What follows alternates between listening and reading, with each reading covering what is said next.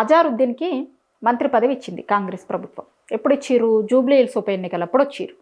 Jubilee hills ఉప ఎన్నికలు జరిగి 2 నెలలు అవుతుంది. అయితే అజారుద్దీన్ ఎమ్మెల్యే కానీ ఎమ్మెల్సీ కానీ కాకుండానే మంత్రి అయ్యిండు. మామూలుగా ఎవరైనా సరే మంత్రి అయితే ఎమ్మెల్యే కానీ ఎమ్మెల్సీ కానీ 6 నెలలలో కావాల్సి ఉంటుంది. కానీ ఇప్పుడు అజారుద్దీన్కి ఆ 6 నెలలలో కొత్తగా ఖాళీ అయ్యేటి ఏవి కనిపిస్తలేవు. 6 నెలలలో ఆయన ఎమ్మెల్యే కానీ ఎమ్మెల్సీ కానీ అయ్యే అవకాశాలు చాలా తక్కువ కనిపిస్తున్నాయి. మంత్రి పదవి తీసుకున్న తర్వాత 6 నెలల్లోగా చట్టసభలకు ఎన్నిక కాకపోతే కనుక ఆ మంత్రి పదవిని కోల్పోవాల్సి వస్తుంది.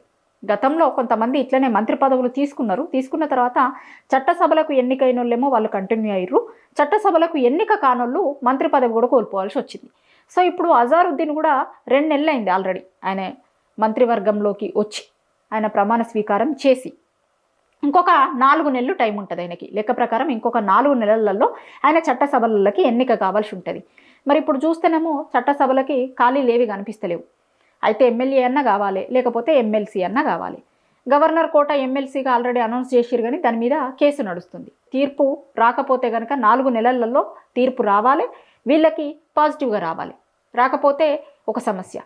ఇక ఎమ్మెల్యే అవుతారా అంటే ఇప్పుడు కొత్తగా ఖాళీ అయ్యేటి ఏడున్నాయి, ఎక్కడ ఉప ఎన్నికలు అయితే కనిపిస్తలేవు. 4 నెలలలో ఉప ఎన్నికలు రావాలి, వచ్చి ఈయన ఎన్నిక కూడా కావాల్సి ఉంటుంది. సరే 10 మంది పార్టీ ఫిరాయించిన ఎమ్మెల్యేలై ఎన్నికలు వస్తాయి అనుకున్నా కూడా ఎక్కడ ఎమ్మెల్యేలు అక్కడే ఉన్నారు కదా. వాళ్ళు ఉప ఎన్నికలు వస్తే వాళ్ళ ప్లేసులలో వాళ్ళే పోటీ చేయాలనుకుంటారు, కానీ వాళ్ళు వాళ్ళ స్థానం వదులుకొని అజారుద్దీన్కి ఇవ్వమనే అవకాశం ఉంటుందా? ఎట్టి పరిస్థితుల్లో ఉండదు. వాళ్ళే ఎమ్మెల్యేలు కావాలనుకుంటారు కదా మళ్ళా. సో ఆప్షన్ కూడా పోయినట్టే. ఎట్లా చూసినా కూడా అజారుద్దీన్కి మంత్రి పదవి 6 నెలలే ఉండేటట్టు కనిపిస్తుంది. ఎటువైపు నుంచి చూసుకున్నా కూడా పాసిబిలిటీస్ అయితే కనిపిస్తలేవు. ఆయనే 6 నెలల మంత్రిగానే దిగిపోయేటువంటి అవకాశాలే చాలా ఎక్కువగా కనిపిస్తున్నాయి.